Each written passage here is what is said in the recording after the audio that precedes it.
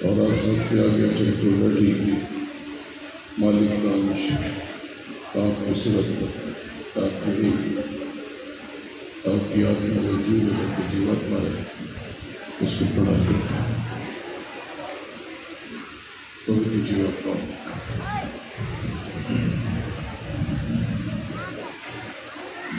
आज आप सबके जगत की बहुत अनुभूति मन बहुत भावुक हो गया, क्योंकि बहुत से जीवों को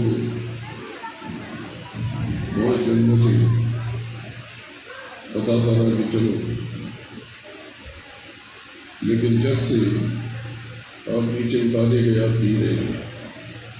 पहले कुछ भी नहीं था, हमारा पानी न किस्सा कहानी कुछ भी नहीं था, सिर्फ एक अनामी एक गुरु महाराज। एक अनामी पुरुष की मौत से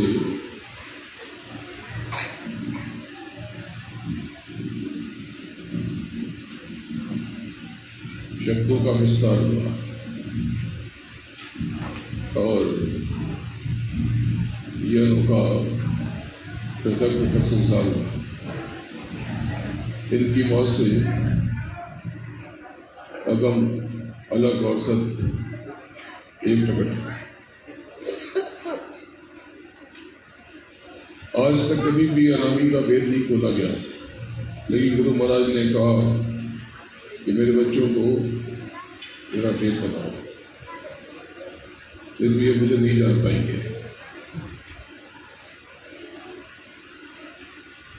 देखो, अनामी में जो अनामी पुरुष है, ये स्वयं पर शब्द भी अनामी में ही नहीं। बहुत से लोग कहते हैं कि अनामी शब्द स्वरूप है, जो जानते नहीं, इन्होंने देखा नहीं, तो कुछ भी कहते हैं। ये शब्द और उस अनामी लोक में अनामी ही सब कुछ है, वही लोक है और वही करता है, सब कुछ उसी में है। तो कैसा स्वरूप उसका? नील नील शशिपाल उतारे और रोम रोम में पहले उतारे। एक का स्वरूप देखो, ऊपर का हिस्सा छोड़ देना, अब नीचा देखो और फिर से इसको अंतर में इन शब्दों का ध्यान करो कि नील नील शशिपाल उतारे, रोम रोम में पहले उतारे। देखो प्रेमियों, अभी सत्संग सुनना तो आप सब आँख बंद कर लेना, आँख बंद करके सुनो, लेकिन सो मत जाना। जहाँ से देखो, यहाँ से चढ़ करके सत्संग सुनना। अगर आपके भीतर तड़प रही भाव रहा, तो क्या पता आज ही आपका काम हो जाए।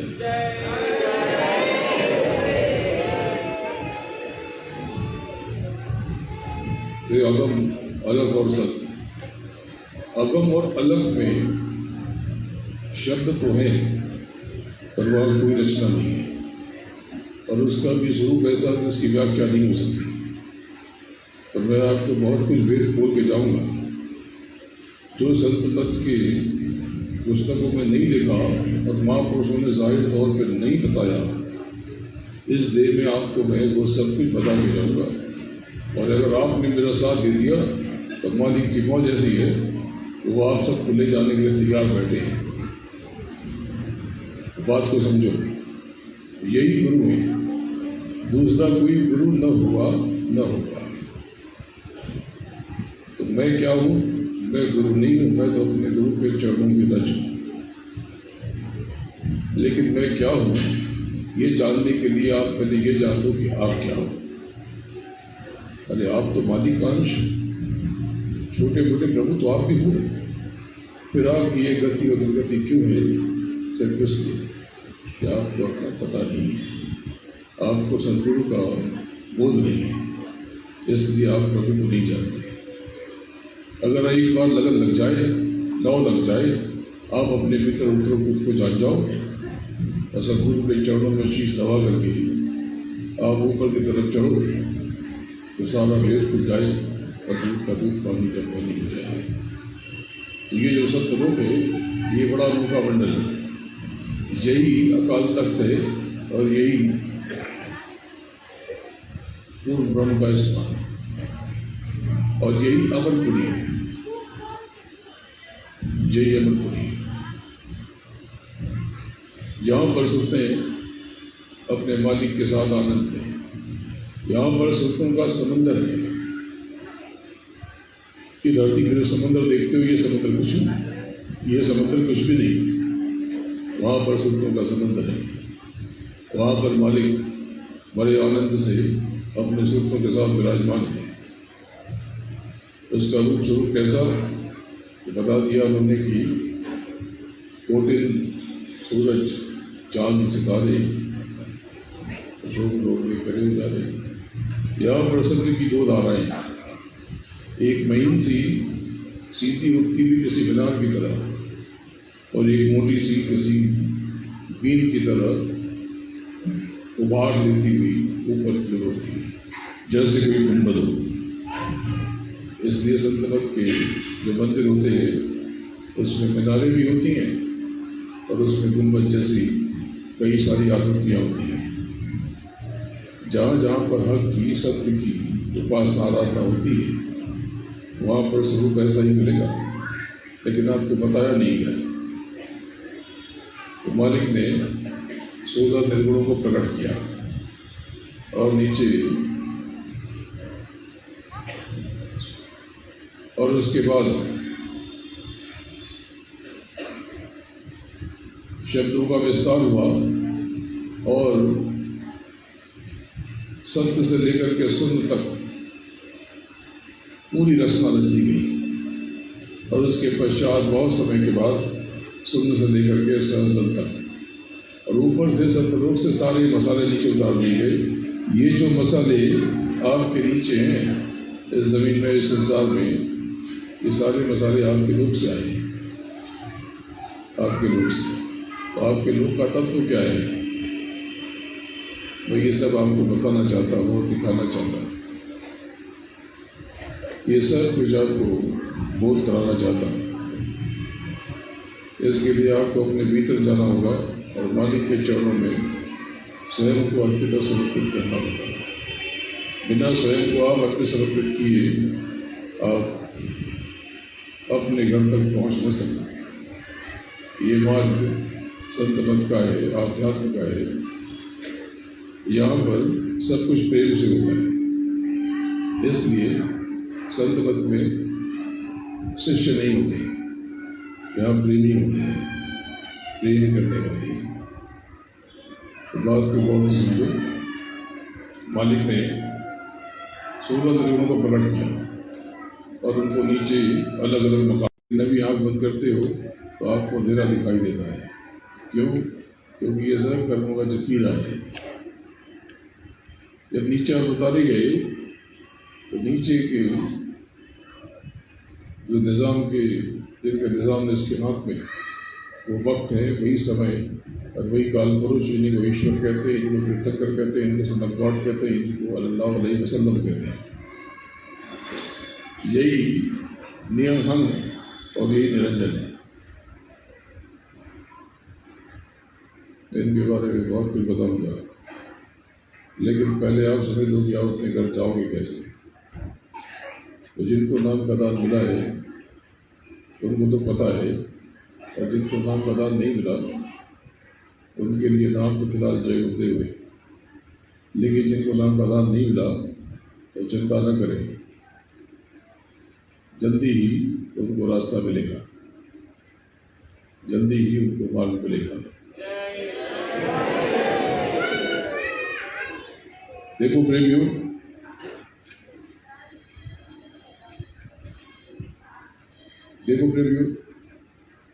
जब आप बैठते हो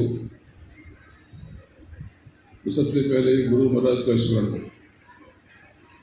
दोनों आँख बंद करके पहले उनके रूप स्वरूप का ध्यान करें और अंतर में उनसे चरणों में प्रार्थना लगाओ, सदगुरु से गुहार करो, सदगुरु के रूप स्वरूप का ध्यान करो और उनसे गुहार लगाओ। तो चलो अभी से शुरू करो, आँख बंद करो, आँख बंद करो और गुरु महाराज को याद करो, उनका स्मरण करो, सदगुरु के रूप स्वरूप का ध्यान करो और उनके दाहिने पैर के अंगूठे की तरफ देखो।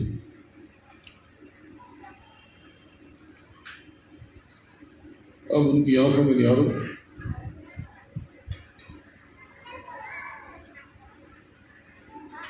अब उनकी आंखों से गुजरते हुए उन्हें प्रणाम करते हुए बार बार सामने सीधे देखो। जब आप सीधे देखोगे एक काला सा डब्बा दिखाई देगा। ये जो बुलबुला दिखाई दे रहा, ये जो धुआं सा गुबार सा, ये सब भ्रम है। इसके पीछे एक डब्बा है काला सा, किसी का उजला भी है जिसकी जैसी कमाई, लेकिन अधिकतर काला दिखेगा। इस पर दृष्टि रोकना।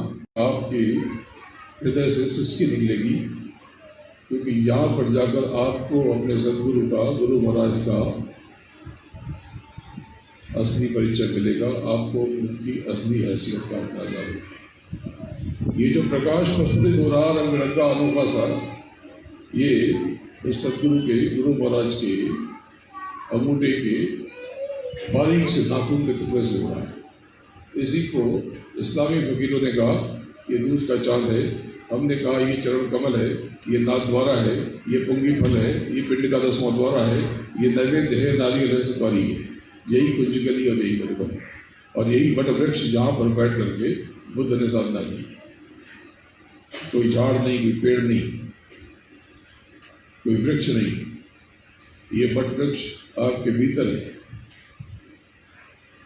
ये तीजा तिल इसलिए कि पहला द्वार नेत्र, दूसरा द्वार आज्ञा चक्र और तीसरा द्वार तीजा तिल। ये पिंड का अंतिम द्वार है, ये पिंड जगत का आखिरी द्वार है। यहीं पर जड़ चेतन की गांठ लगी हुई है, यहीं पर अष्टकमल दल, यहीं पर 5 तत्व और 3 गुणों की गांठ यहाँ लगी हुई है।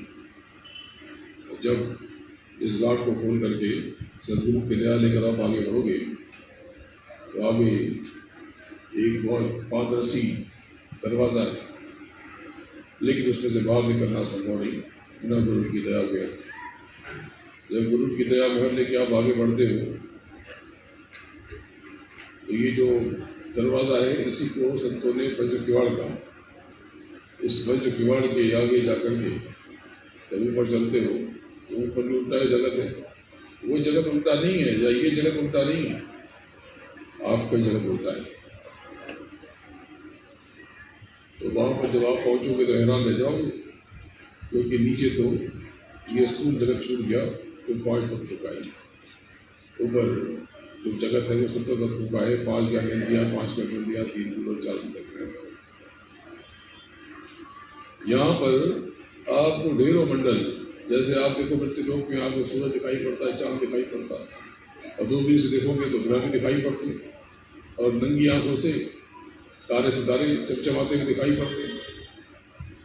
इसी प्रकार से बहुत बड़ा मैदान है ये। मृत्युलोक मंडल तो कुछ भी नहीं, इससे बहुत विशाल और विराट, बहुत बड़ा। नीचे तेरह मंडल, तारा मंडल, चंद्र मंडल, सूर्य मंडल, जिसके ऊपर छाया लोग, वहाँ पर बड़ी अद्भुत आभा, वहाँ पर कोई जुबान नहीं, कोई भाषा नहीं, वहाँ बस चेहरे के प्रकाश से ही वही भाषा, वहाँ सब खामोश। ऐसा रहस्यमय और अद्भुत लोग, कभी इसकी व्याख्या करूँगा तो आप चकित रह जाओगे, क्योंकि ऐसा सत्संग तो आपको सुना ही नहीं। कभी मैं बताऊँगा इसके ऊपर इंद्र का दरबार, ये स्वर्ग है। दाहिनी तरफ पहले छूट गया नीचे धर्मराज का दरबार, जहाँ पर चित्रगुप्त बैठ के हिसाब कर रहे। चित्रगुप्त कोई व्यक्ति नहीं वहाँ पर, चित्रगुप्त एक व्यवस्था है, एक व्यवस्था है। इसी प्रकार से यहाँ पर स्वर्ग में आपको जिसके जिसके भी आपके बारे में सुना कि जिन्होंने कर्मकांड किया, तो ऋषि मुनि, तो महापुरुष जिन्होंने बाहरी साधना की या अंतर में आंतरिक साधना में चूक हो गई, ये सब आपको याद मिलेगा। बड़ा अद्भुत हो गए। स्वर्ग कोई एक मैदान या कोई एक बड़ा दरबार नहीं है, ये बहुत बड़ा रूप है। उसमें अनगिनत प्रांत और शहर भी है। जहाँ से व्यवस्था चलती है, जहाँ पर इंद्र का दरबार है, उसको अमरावती कहते हैं। और यहीं पर साकेत भी है, जो स्वर्ग की व्यवस्था के विपरीत है, और इसी साकेत में सतयुग रहता है। गुरु महाराज ने बताया कि कलयुग पे कलयुग जाएगा और कलयुग में सतयुग आएगा, तो ये साकेत, इसी साकेत में सतयुग रहता है। तो ये साकेत बहुत बड़ा हिस्सा है। तो अभी आपने जाना क्या,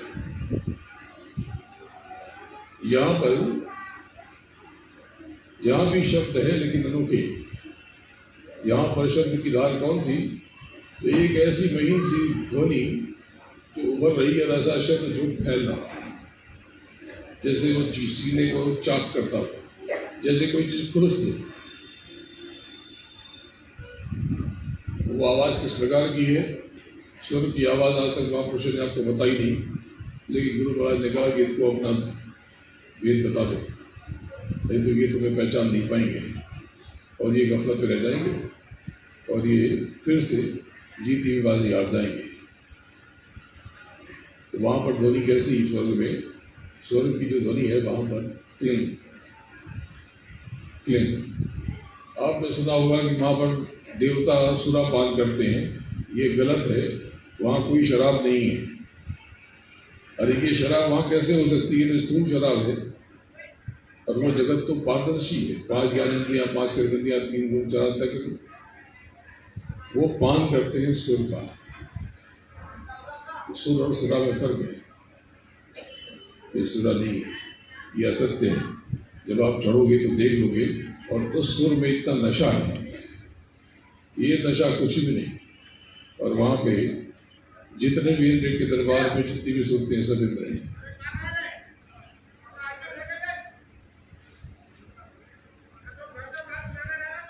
देखो ये काल का देश है, ऐसे ही होता है। चिंता मत करना, विचलित मत होना। जब आप अपने मालिक के करीब जाओगे, काल की शक्तियाँ या विद्या माया और ये काल पुरुष ये थोड़ा विघ्न करेंगे, इनको माफ कर देना, विचलित मत होना, परेशान मत होना। इनको भी नहीं पता कि यहाँ पर क्या चल रहा है। सत्संग का मतलब कोई प्रवचन थोड़ी है। सत्संग का मतलब है उस सत्य का सत्य, उस साल का सत्य, उस मालिक का सत्य। उसी को सिखों ने कहा कि बोले सो निहाल सदश्री अकाल है। ये जो सदश्री अकाल है, यही सतनाम है, वो वही कहते हैं। और यही पूर्ण ब्रह्म है, और यही हक है, और यही राधाओं का स्वामी है, यही सिया राम है, यही राधा कृष्ण। ये राधा स्वामी अपने लोग में, तो ये नीचे के इनको भी पता नहीं। ये तो देखो, एक खुद इतने बड़े खजाने हैं मानव तन में, लेकिन ये 100, 200, 500 रुपये के लिए मेहनत मजदूरी कर रहे और खुद को भूले बैठे हैं। यूँ समझो खुद को भुलाए बैठे हैं। तो ये स्वर्ग ऐसा नशा है उस ध्वनि में। ये सच है कि जो अप्सराएं हैं ये सत्य है, लेकिन अप्सराएं कोई स्त्रियां ऐसी नहीं, वो अलग व्यवस्था करने के बारे में बताऊंगा। आज तो ऐसी ऐसी चीज़ें बताने की इच्छा है कि आप सत्संग शुरू करके जाओगे और घर में बैठोगे, आपको एक नशा सा हो जाएगा, एक खिंचाव हो जाएगा। गुरु महाराज के चरणों की बहुत याद आएगी, और अंतर में उतर के जब उनको निहारोगे, उनको पुकारोगे, एक छवि सी महसूस होगी, एक छवि सी महसूस होगी। आज आपके ऊपर बहुत बड़ी दया हो रही। मालिक को कभी मत छोड़ना प्रेम को। लोग कहेंगे ये मर गए, अरे मर गए। इन्होंने कहा था कि कलयुग में सत्ययुग आएगा, इन्होंने कहा था कि चौथा यज्ञ मैं करूंगा और सत्ययुग की अगवानी उसी जगह से सत्ययुग की घोषणा होगी और मैं वहां पर उपस्थित रहूंगा। क्या ये झूठ हो जाएगा? अरे जोर से बोलो, क्या ये झूठ हो जाएगा? प्रेमियों, सच्ची बात सुनना चाहते हो तो सुन लो कि गुरु महाराज थे और गुरु महाराज ये सच्ची बात है। हृदय से पुकारो, अरे सावित्री सत्यवान को यदूतों की चंगुल से ले आई और आपने गुरु महाराज को बराबर मान लिया। ये किसने भर दिया आपके दिमाग में? और जिसने भर दिया उसका मकसद क्या है? उनको इस बात से क्यों डर लगता है कि गुरु महाराज जाएंगे? भय लगता है, तो उनको डर लगता है। तो बात ठीक भी है, तो उनको डरना भी चाहिए, क्योंकि कर्मों के जाल में तो वो भी बंधे हैं। आप चिंता मत करो, किसी की निंदा मत करना, और अपने विश्वास को बड़ी मजबूती से प्रकट करना, बड़ी मजबूती से। मालिक ने तो पहले संकेत दे दिया कि कहीं मैं छुप जाऊं, किसी गुफा में चला जाऊं, किसी कमरा में चला जाऊं, तो बच्चों परेशान मत होना, सब तो बता के रखा है उन्होंने। देखो मैं तो आज हूं थोड़े समय के लिए, उससे ज्यादा कहता हूं तो आप भावुक हो जाते हो। पर बात तो यही सच है, अपना काम करो और अपने घर चलो। यहाँ कुछ नहीं धरा, ये छोटा संसार है। कितनी बार पैदा हुए, कितनी बार मरे, रोते रहे। इस संसार में कहीं सुख नहीं है, कोई खुशी नहीं है। जो मिलता है वो कब बर्बाद लगता है। दुनिया जिसे कहते हैं जादू का खिलौना है, मिल जाए तो मिट्टी है, तो खो जाए तो सोना है। आपको लगता है कि सुख मिल जाए, संसार मिल जाए तो आप सुखी हो जाओगे, लेकिन मानो कुछ भी मिल जाए, पूरी कायनात मिल जाए, कभी भी आपको सुख नहीं मिलेगा। एक बहुत बड़ा सम्राट हुआ था, यहाँ पर सिकंदर कहते हैं, उसका नाम था अलेक्जेंडर द ग्रेट। सिकंदर महान के नाम से उसे यहाँ पर जाना जाता है। जब वो भारत की तरफ बढ़ा तो किसी ने बताया कि वहाँ पर एक फकीर है, उससे मिलना। बहुत ऊंचा फकीर है, बहुत पहुंचा हुआ है। तो उसने पता लेकर के अपनी सैनिकों को भेज दिया कि जाओ उस फकीर को ले आओ। सैनिक वहां गए तो एक समुद्र का किनारा था, वहां पर समुद्र के किनारे रेत में एक नंग धड़ंग आदमी लेटा हुआ था। जाड़े का मौसम था और धूप खा रहा था। तो पता किया तो बोला यही है। तो सिपाही गए, उसे धक्का देकर उठाया, बोला कि उठो, कौन हो तुम? बोला हमें सिकंदर महान ने भेजा है। बोले कौन है ये? बोला तमीज से बात करो, उन्होंने तुमको बुलाया है, वो सम्राट है हमारे। उसने कहा जाके अपने सम्राट से कहते हो कि मैं आराम करूं। बड़ा बदतमीज आदमी है। एक ने कहा किसी गर्दन काट देते हैं, दूसरे ने कहा कि नहीं, सम्राट नाराज हो जाएंगे। सम्राट को बात मालूम पड़ी, सम्राट स्वयं बोला मैं खुद जाऊंगा। सिकंदर वहां पर आया, देखा कि सो रहा था। लोगों ने उसका सिंहासन लगाने की कोशिश की, उसने कहा कि नहीं मैं रेत में बैठूंगा। रेत में बैठ गया। जब उस फकीर की आंख खुली तो देखा कि एक महंगे कपड़े में, महंगे रत्नों में लदा फदा एक व्यक्ति बैठा है। बोले कौन हो तुम? तो बोले मैं सिकंदर महान हूं। बोले खुद ही को महान कहते हो? बोले नहीं, लोग कहते हैं। बोले क्या मानता है तुम्हारी? बोले मैंने आधी दुनिया जीत ली है। बोले क्यों, क्या करोगे? बोले कि बाकी बेची में भी आधी जीत लूंगा। बोले फिर क्या करोगे? बोले खूब धन अर्जित करूंगा। बोले फिर? बोले उस धन से बहुत वैभव और बहुत ऐश्वर्य हासिल करूंगा। बोले फिर? बोले और इकट्ठा करूंगा। बोले फिर क्या करोगे? बोले फिर आराम से बैठ करके समुद्र के किनारे जिंदगी के वैभव का लुत्फ लूंगा, आनंद लूंगा, मजा लूंगा। तो फकीर हंसा, पागलों की तरह बोला बेवकूफ, ये तो मैं अभी भी कर रहा हूँ। उसके लिए इतना पापड़ बेलने की क्या जरूरत है? सच तो ये है कि सुख आपके भीतर है, दुख आपके भीतर है। अगर आप बाहर तलाश करोगे तो आपके हाथ में कुछ नहीं लगेगा।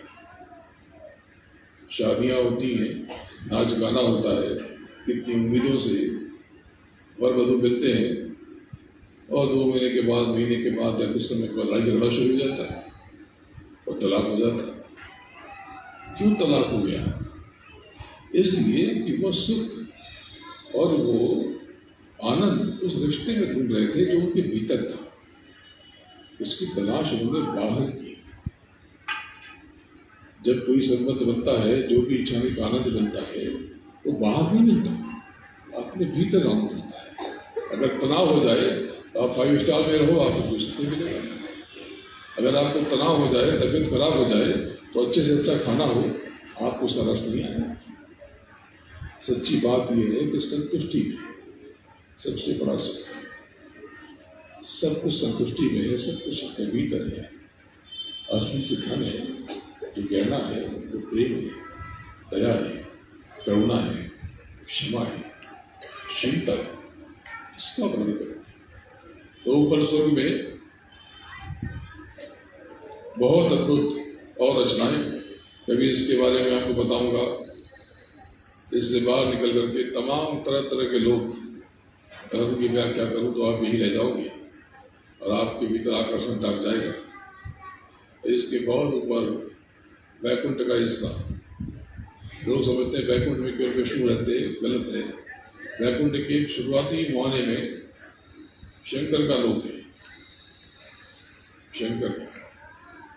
लेकिन शंकर का लोक वैकुंठ में हो के भी वैकुंठ में नहीं है, वो अलग लोक है। शंकर का धाम अलग है। और शंकर के लोक में बहुत ऊपर सामने पहले एक अजीब सा चक्र घूमता हुआ दिखाई देता है, जैसे शंकर के गढ़ घूम रहे हैं। लेकिन जब दृष्टि केंद्रित करोगे तो कुछ भी नहीं घूम रहा। उसके ऊपर, बहुत ऊपर कैलाश पर्वत, अंदर कैलाश है, ये कैलाश नहीं। वहां पर ये महादेव गौरी के साथ विराजमान है और वो भजन में लीन है और गौरी का घेरा उनको घेरे हुआ है। और वहां पर शब्द की 2 धार, ये कभी भी आपको नहीं बताया गया, न किसी किताब में लिखा। वहां पर भी शब्द की 2 धार, एक है संग और दूसरी है हंग।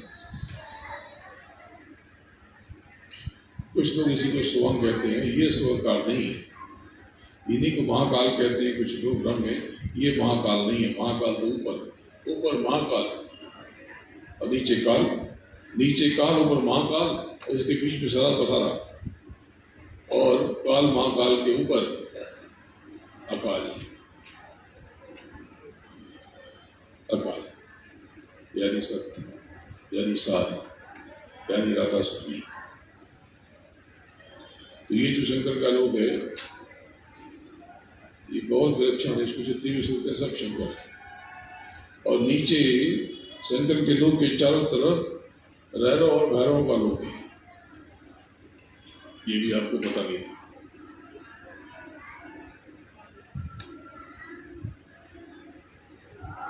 ये भी आपको मालूम नहीं था। रैरव और भैरव का लोक। तो ये रैरव और भैरव अलग। कुछ रैरव ऐसे हैं जिनको देख के भय लगता है।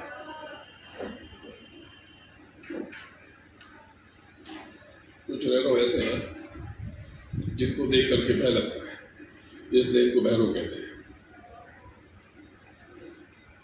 इसके ऊपर वैकुंठ के मध्य भाग में एक बड़ा अनोखा लोक है।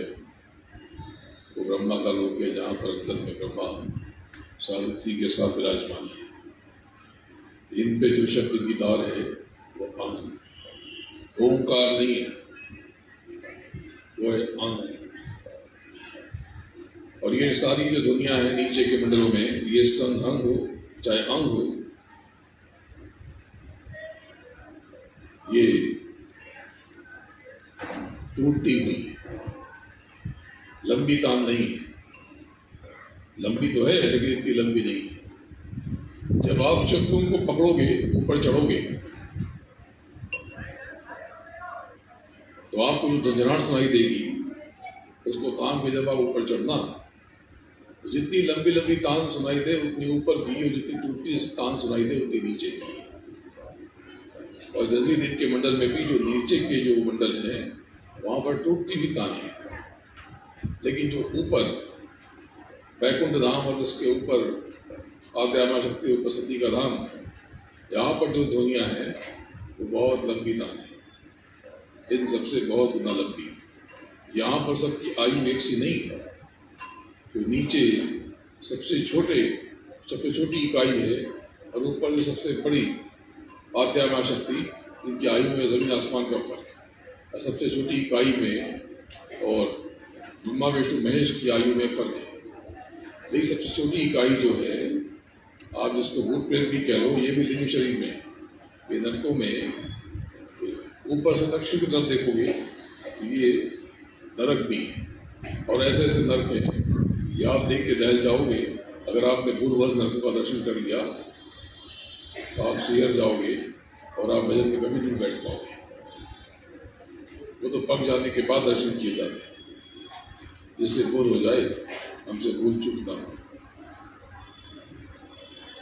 तो नीचे सबसे कम आयु वो एक दिन, एक कृष्ण पक्ष का रात, एक कृष्ण पक्ष की रात और एक शुक्ल पक्ष का दिन, यानी कि जो अकाल मृत्यु में चले जाते हैं। अब 100 वर्ष की मान लो उनकी आयु है, तो उनकी आयु अब सोचो कितनी बढ़ गई। जो एक दिन होता अब एक दिन की जगह एक महीना हो गया। तो 365 दिन की जगह पे 365 महीना हो गया। ये तो बड़ा धोखा हो गया। जो लोग आत्महत्या करने के बारे में सोचते हैं, ख्याल रखते हैं, उनको इस पर विचार करना चाहिए। जब वो विचार करेंगे तो पागल हो जाएंगे। ये तो सबसे कम वाला बताया, सबसे कम। ऐसे भी भूत और प्रेत हैं जो राम और कृष्ण के समय के, अभी तक वो मुक्त नहीं हो पाए, क्योंकि उनकी सजा कई गुना बढ़ गई, अनंतों गुना बढ़ गई। तो बहुत सारे वेद आपको बताए जाएंगे, लेकिन नाम की कमाई आपको करनी पड़ेगी। गुरु महाराज की अपार दया बह रही, बहुत बड़ी दया। तो ये जो ब्रह्मा का लोक है, यहाँ पे ब्रह्मा सावित्री के साथ विराजमान, और इसके ऊपर वैकुंठ का सबसे उच्च मुहाना, ये विष्णु का लोक है, ये विष्णु का धाम है। ये बहुत अलबेला है, बहुत अनोखा है। यहाँ पे विदोधार, खंग और रंग, इसी को वैष्णव संप्रदाय में हरे राम कहते हैं या हरि ओम कहते हैं। यहाँ से दिया वैकुंठ की धुनी दे दी, सब ऊपर की दोनों कह दिया हरि ओम, हरि राम। इसी को ईसाई कहते हैं हिल मेरी, हिल मेरी। ये वो भी सुनते हैं, खाली आप ही नहीं सुनते। हर धर्म में शब्द का वर्णन है तो, लेकिन न समझ पाओ तो गलती किसकी है। तभी तो बहुत कुछ बताने के लिए जो आपने सोचा भी नहीं, आपने विचार भी नहीं किया। मैं तो वो भेद खोलने आया हूँ, एक एक परत दर परत मैं आपके आगे सब कुछ खोल देना चाहता हूँ, लेकिन इसके लिए आपके भीतर पकावट होनी चाहिए। प्रेमियों, मुझे आपसे बहुत गहरा प्रेम है। अगर ये प्रेम न होता तो मैं इतनी जजराती धूप में आपके बीच ना आता। मुझे लोगों ने मना किया कि इतनी गर्मी में आप न जाएं। मैंने कहा नहीं, मुझे जाना पड़ेगा। प्रेमियों, मैं आपसे वादा करता हूँ कि मुझे अगर आज आपने कुछ दे दिया, दक्षिणा, सेवा, तो आज से ही आपका जीवन में रूपांतरित कर दूंगा और साधन भजन में उन्नति होने लगेगी। लेकिन सेवा क्या है सुन तो लो। पहले ये बताओ कि सेवा दोगे? ये सेवा वो नहीं है जो आपकी जेब में है। ये सेवा बड़ी महंगी है। आप में से कईयों ने झूठा वादा किया कि देंगे और हजम कर गए। ये सेवा आपका क्रोध है,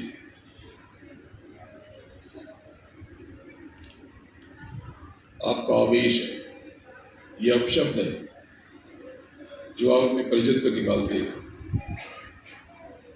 आपका संदेह है, आपकी निंदा है जो आप निंदा करते हैं। प्रेमियों, ये बेकार की चीजें हैं जो आपके जीवन को व्यर्थ नर्क बना रही है। आज ये झोली में डाल जाओ, बहुत हो गया। इस क्रोध ने, इस संदेह ने, इस आवेश ने, इन अपशब्दों ने आपके जीवन को, अनमोल जीवन को दो कौड़ी का बना दिया है। आज ये झोली में आप खड़ा हो जाओ। आप कुछ देना मत देना, प्रेम देना मत देना। आज मुझे अपना क्रोध आप अर्पित करके जाओ। विश्वास करो, अगर आपने मुझे आज ये सेवा दे दी तो आज से ही आपका जीवन बदल जाए। मुझे आपसे बेपनाह प्रेम है और मुझे आपकी बहुत फिक्र है। आगे समय बहुत खराब आ रहा, बहुत कठिन आ रहा, लेकिन प्रेमियों, गुरु महाराज को कहीं मत छोड़ना। इनके चरणों को थामे रहना, इनके चरणों को पकड़ के रखना, इनको सुमिरते रहना। तो समय अच्छा आए या खराब, संसार में आग लगे या संसार बह जाए, तुम्हें कुछ भी नहीं होगा। प्रेमियों, मैं आप सबसे बहुत अभिभूत हूँ। मैं जल्दी ही आपके पास पुनः आने की कोशिश करूंगा, लेकिन गुरु महाराज ने कहा कि डंका बजा दो और उनको विश्वास दिला दो। जो मैं आज आपको विश्वास दिलाने वाला हूं, आप जब चाहे तब आजमा लेना। तो क्या है ये विश्वास? वही दिला सकता है जो इसका पालन करने के योग्य है। प्रेमियों, जब कभी कोई आपको अपना हाथ न दे, अपना साथ न दे, अपना कंधा होने को न दे, आपको अकेला छोड़ दे, आपको न कोई दिखाई पड़े न सुझाई पड़े, आपको कुछ भी समझ में ना आए, चारों तरफ अंधेरा दिखाई पड़े, आपका कोई सहयोग न दे, कोई सहयोग न करे, कोई मदद न करे, मैं आपकी सहायता करूंगा। ये मेरा आपको वचन है और ये वचन कभी भी असत्य नहीं होगा। जब चाहो तब आजमा लेना। इसके लिए तो बस कुछ नहीं, प्रेम चाहिए। किसी सेवा की मुझे कोई जरूरत नहीं। जो बीज बुना है वो आप सेवा करना चाहिए, क्योंकि सेवा से ही परमार्थ होगा। और आपको बारिश ही चाहिए आत्मिक धन की कमाई के लिए, इसकी कोई आवश्यकता नहीं है, इसकी कोई जरूरत नहीं है। कोई आपको अपनी कमाई दवाई अपने रखो आप, लेकिन अगर आप चाहते हो कि बाहर से आओ समृद्ध रहो, तो बीज बोने पड़ेंगे। भाई, यहाँ बहुत से लोग खेती करते हैं, तो आप खेत में हल चलाओ, ट्रैक्टर चलाओ, बढ़िया पानी हो जाए, अच्छी से अच्छी खाद दो, और बीज ही न डालो, क्या पैदा होगा? इसी प्रकार से ये सेवा बीज है। तो चलो इसका रास्ता निकाल देते हैं, जो बाहरी कष्ट है। प्रेमियों, आप अपनी कमाई का एक हिस्सा परमात्मा के लिए अलग कर दो, अलग कर दो। आपकी जो इच्छा हो, गुरु महाराज ने कहा 10वां हिस्सा आपको जो मर्जी है वो कर दो, लेकिन रोज एक सेवा अलग कर दो। 54 रुपये, 10 रुपये, 150, जो भी आपके हाथ में जाए, हर सदस्य के नाम से अलग अलग एक गुरु की सेवा और एक संगत की सेवा। ये संगत की सेवा ये बहुत जरूरी है। संगति इतनी बड़ी चीज है, आपको नहीं पता। ये जो शून्य है, आप 1000 शून्य लगा दो, ये शून्य शून्य रह जाएगा। इसकी कीमत तब होती है जब इस पे किसी अंक की संगति आ जाती है, तब ये अरबों खरबों हो जाता है। नहीं तो उसके पहले शून्य है। आप आप क्या हैं, क्या होंगे, ये आपकी संगति तय करेगी। मान लो एक लकीर मैंने खींच दी ऐसे और मैंने पूछा ये क्या है, तो आप कहोगे तो कटवा लगता है, कोई कहेगा ये तलवार है, कोई कहेगा ये चाकू, कोई कहेगा रस्सी, कोई कहेगा सांप है। लेकिन नीचे मैं ओ लिख करके एक लकीर खींच दूँ, ये ओंकार बन जाएगा, ओंकार का चंद्रमा बन जाएगा। ये ओ लिख के जो लकीर खींची, इसकी संगति ने इसको ओंकार का चंद्रमा बनाया। ये संगत से इससे भाव बनता है, ये बहुत आवश्यक है। तो हर महीने की सेवा निकाल करके जो जिम्मेदार हो गए उनको दे दो, संगत के काम में जाएंगे। लेकिन मुझे आपकी किसी सेवा की आवश्यकता नहीं है।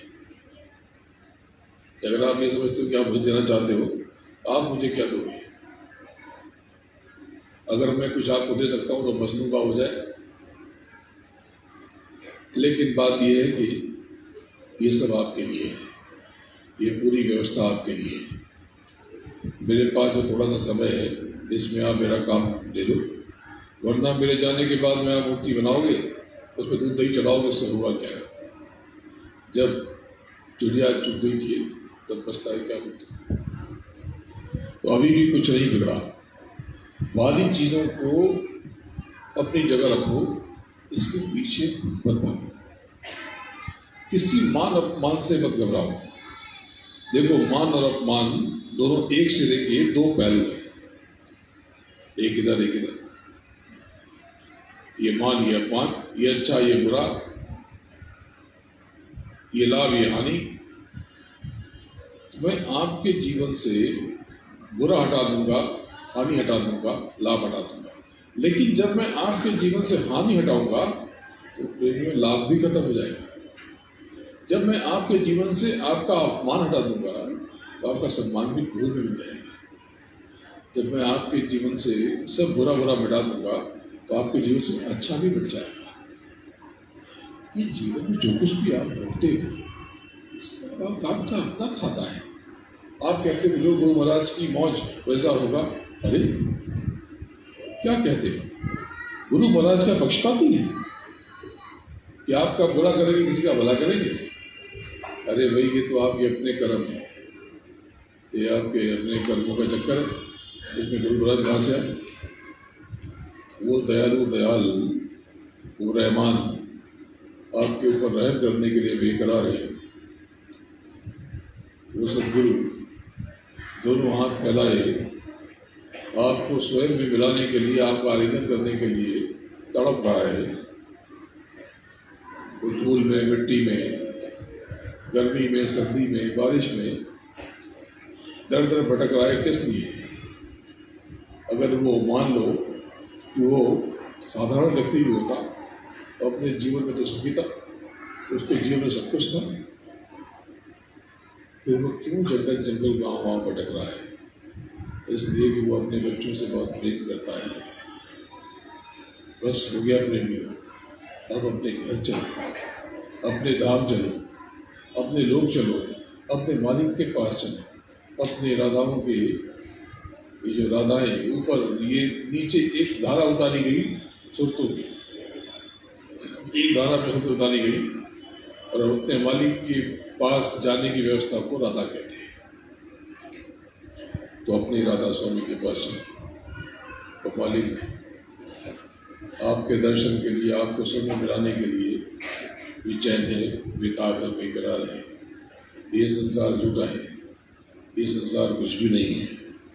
मैं तो आपको ऐसी अनमोल दौलत देना चाहता हूँ जिसका आपको अंदाजा भी नहीं है। तो प्रेमियों, गुरु महाराज ने कहा कि कलयुग में कलयुग जाएगा और कलयुग में सतयुग आएगा। अभी न कलयुग गया न सतयुग आया, लेकिन ये घटना होने वाली है।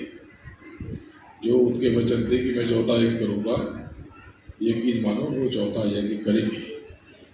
इसकी व्यवस्था बननी शुरू भी हो गई। हर वर्ष साकेत महायज्ञ होता है और ऐसा अद्भुत यज्ञ, आप में से कईयों को, बहुतों को पता है, लेकिन बहुतों को नहीं पता। उस हवन कुंड से अलौकिक शक्तियाँ प्रकट होती हैं, दर्शन देती हैं। बहुत सी प्रेमियों के पास तस्वीरें हैं, आप देख लेना, आपकी आंख से आंसू टपक जाएंगे। साक्षात दिखाई पड़ रही। नीचे आता है जो ब्रह्मा विष्णु महेश इसके अधिकारी हैं। ब्रह्मा विष्णु महेश ये जगदम्बा के यानी अम्बे माता के, इन्हीं को आप आद्या माँ शक्ति कहते हो, शक्ति कहते हो, देवी कहते हो, माता रानी कहते हो, जगत जनती कहते हो। ये इनके पुत्र हैं। लेकिन इनसे ऊपर भी सतीकार लोग हैं, वो लोग बहुत रहस्यमय हैं और बहुत गोपनीय लोग हैं। कुछ वेद मैंने खोले, लेकिन अगली बार आऊँगा तो कोशिश करूँगा कि आपको रूहानियत के और राज बताए जाए। सती कौन है? सती बहुत बड़ी शक्ति है जो काल पुरुष से उपजी है, लेकिन वो नीचे की तरफ नहीं, उनको ऊपर की तरफ लेके जाती है, यानी उनकी आध्यात्मिक शक्ति है। सती यानी जो सत्य की तरफ ले जाए। इसलिए जब ईश्वर यानी सल्लल्लाहु अलैहि वसल्लम यानी तीर्थंकर यानी निरंजन पुरुष जब भजन पर बैठे अपने मालिक की वंदना करने के लिए, भजन करने के लिए, उनके पास जाने की गुहार लगाने के लिए, तो उनके चारों तरफ सती ने घेरा बना दिया, जिससे उनका भजन न टूटे, उनकी साधना न टूटे। ये जो सहस्त्र कमल है, ये बहुत अनोखा लोग है। इसकी व्याख्या फिर कभी करूँगा, लेकिन ये समझ लो कि जब सती के लोग से आप ऊपर जाते हो, रिद्धियाँ सतियाँ आपको घेर लेती हैं, रिद्धियाँ और सतियाँ आपके नाम की कमाई को लूटने की कोशिश करती है, आपको तरह तरह के लालच और प्रलोभन देती है। अगर आप इनके यहाँ से भी आ गए तो सब कुछ गंवा दोगे। आपने देखा कि बहुत से अभ्यासी गिर जाते हैं, क्यों? इसीलिए उनको लगा कि सिद्धियाँ ले लेंगे तो सिद्ध हो जाएगी, और सब दो करके फिर असिद्ध हो जाते हैं, यानी दूध में मिल जाते हैं। प्रेमियों, अपने मालिक को पाने के लिए, गुरु महाराज को अंतर में पाने के लिए, बाहर पाने के लिए आप कभी बड़ा बनने की कोशिश मत करना। खुद को सूक्ष्म से सूक्ष्म बनाओ, खुद को छोटा बनाओ। ये क्यों छोटा क्यों बनाए? सूक्ष्म ही विराट होने की संभावना है। यानी जर्रे में, अणुओं में, इस अणुओं को जानने से ही ब्रह्मांड को जाना जा सकता है। जब आप रज बन जाते हो, रज यानी धूल, तो रज से ही रजस का मार्ग प्रशस्त होता है। रज से ही रजस, ये बहुत बड़ा वेद है। निर्बल के बलराम, जो सबसे छोटी इकाई हो जाती है, वो परमात्मा की इकाई में विलीन हो जाती है। तो मालिक को हमेशा सिमटते रहना, हमेशा याद करते रहना। आप लोगों के पास बैठ करके बहुत सुख मिल रहा, बहुत आनंद की अनुभूति हो रही, मन भावुक भी हो रहा। सिर्फ यही कहूँगा फिर से, बहुत हो गया। जब से आप उतारे गए, अब तक घर न जा पाए, कब तक ये भटकते रहोगे? वो मालिक अलग अलग वेशभूषा में हमेशा आपके बीच में है, आपके साथ है, आपके पास है। उसकी बार बार परीक्षा लोगे, लेते रहो, लेकिन अपना काम तो कर लो। प्रेम में अपने घर चलो, अपने धाम चलो, अपने लोग चलो, अपने पिया के पास चलो। आपका मालिक आपसे बहुत प्रेम करता है। गुरु महाराज आपसे बहुत स्नेह करते हैं, और मुझे तो आपसे बहुत गहरा इश्क है। ये मेरा और आपका, हमारा जो इश्क है, ये रूहानियत का इश्क है। ये हर इश्क से बहुत ऊंचा, पति पत्नी के, माँ बाप के, बच्चों के, भाई बहनों के, रिश्तेदारों के और मित्रों के इश्क से भी बहुत घना और बहुत हसीन और बहुत शक्तिशाली, क्योंकि ये सच्चा, ये सच्ची मोहब्बत है। इसमें सिर्फ देना है, लेने के लिए कुछ है नहीं। लेने के लिए केवल दया है, लेने के लिए केवल मेहर है। तो मालिक आपके ऊपर दया की बरसात कर रहा, लेकिन अपना पात्र सीधा कर लो, ऐसे रखो। देखो,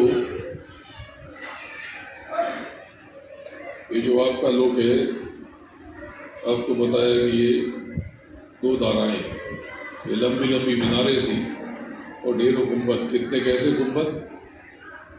अनंतों गुंबद। तो किस पदार्थ क्या है? वो पदार्थ शब्द है। ये कैसा है? ये तो आप अभ्यास करो तो सब दिखा दूँ, सुना दो।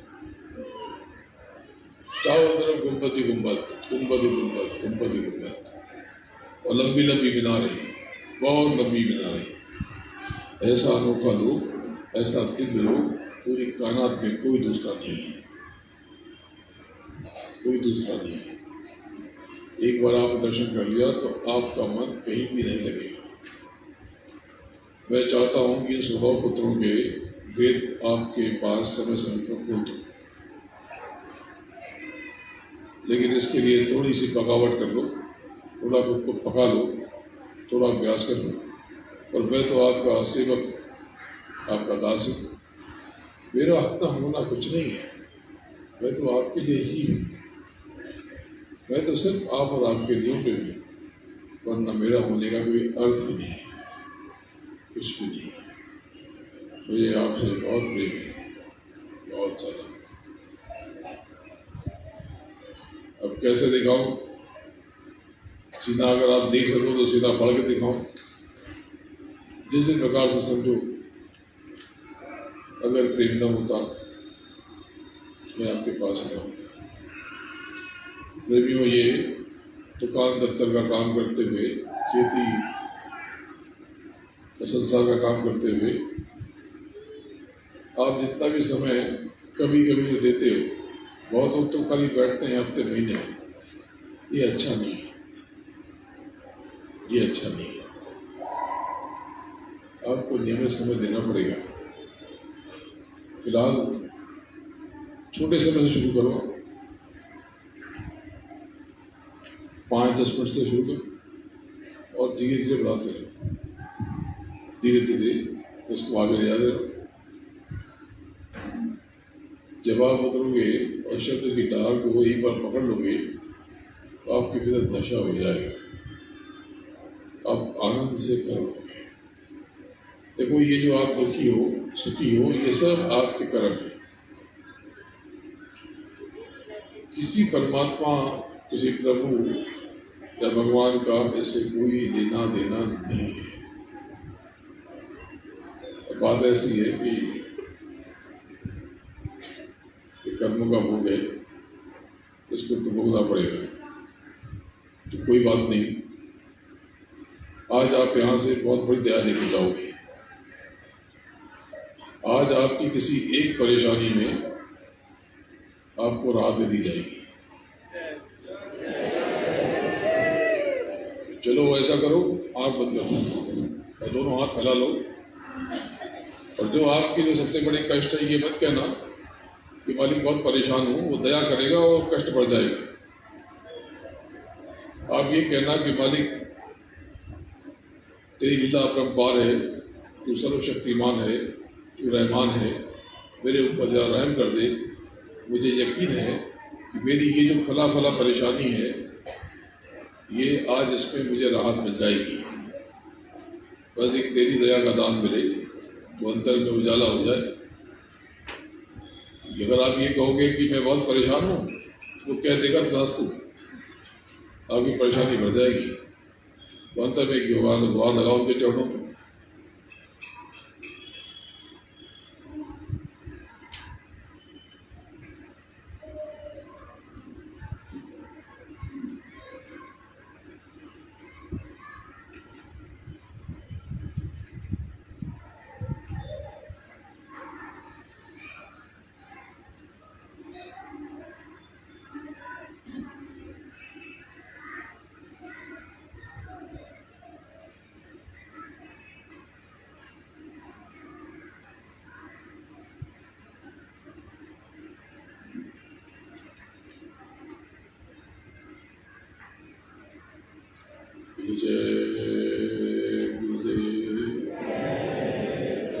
प्रेमियों, आज आप यहाँ से बहुत बहुत बड़ी दया की दौलत लेकर जा रहे हो, बहुत बड़ी। आपको अंदाजा भी नहीं है, आपको अंदाजा भी नहीं है। अपनी परेशानियों में आप छोटी और बड़ी राहत लेके जा रहे हो। अब ये छोटी या बड़ी कैसे? जो आपके भीतर जितना यकीन और जितना विश्वास मालिक के लिए, सदगुरु के लिए, जितनी आपके भीतर तड़प, उतना ज़्यादा फायदा। लेकिन खाली आजमाने के लिए अगर आओगे तो बेकार है। उससे अच्छा है कि नहीं आते, केवल तमाशा देखने के लिए, अगर रखने के लिए। देखो, आप मेरी जितनी जाओ की परीक्षा दे दो, मैं तो हर बार पास हो जाऊंगा। लेकिन जिस दिन मैं आपकी परीक्षा लूँगा, आप सब टेप हो जाओगे, आप सब फेल हो जाओगे। दावे से कहता हूँ, बीच में रहता रहता हूँ और आप सब एकदम शून्य बटा शून्य हो जाते हैं। परीक्षा मत लिया करो, अर्जी लगाया करो। किसी भी समस्या को मिटाने की गुजारिश मत करना। ये कहना कि हमारी दया हो जाए, अंतर में गुआ लगाओ गुरु महाराज से, सरकार दया हो जाए तो ये परेशानी सुधरने की ताकत मिल जाए। ये ताकत क्या चीज़ है? मान लो आपने बैंक से कोई कर्जा लिया और उसका हर महीने 50,000 आपको चुकाना है और आपकी कमाई 50,000 है, तो देखिए नहीं पड़ेगा, टैक्स कट जाएगा कुछ तो, या जो भी हो और मुझे कटेंगे। तो क्या करें? तो कोई कह देगा बैंक का चक्कर लगाओ। तो क्या बैंक का चक्कर लगाने से हो जाएगा? ना, बैंक का चक्कर लगाने से कुछ भी नहीं होगा। बैंक आपका ब्याज भी माफ करने की उसकी क्षमता नहीं है। करें क्या फिर? करें बस ये कि आप अपनी योग्यता को बढ़ा लो, अपनी कमाई को बढ़ा लो। ऐसे काम की तलाश करो जिसमें कमाई अच्छी हो जाए। तो ये कैसे होगा? ये सब कुछ होगा साधन भजन से। साधन भजन इतनी ऊंची चीज है कि आपको अंदाजा नहीं। बोलो रोज समय निकालना प्रेम में, रोज समय निकालना।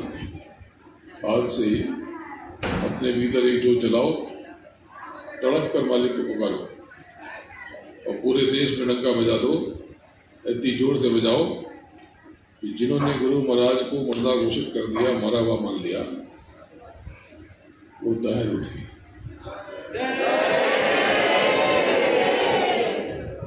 मेरा विश्वास करो, तो मुझे क्या, मेरा न कोई मठ न कोई आश्रम, लेकिन मेरे बहुत सारे आश्रम, क्योंकि आप सबके हृदय में मेरा आश्रम बन गया। तो मुझे क्या जरूरत है? मुझे तो अपने लिए कोई दरकार नहीं। और मैं तो खुलेआम कहता हूँ कि गुरु केवल गुरु महाराज है, तो ब्रह्म भी खत्म, धोखा भी खत्म। सच्ची बात यही है, इन लोगों ने गुरु महाराज को जाना ही नहीं, अपने मालिक को पहचाना ही नहीं, इसलिए इनसे भूल हो गई। चलो गुरु महाराज को इधर रखते हैं। 400 साल पहले या कुछ 100 साल पहले मीरा ने गिरधर नागर को पुकारा और गिरधर नागर उसको दर्शन देते रहे। और एक दिन गिरधर नागर की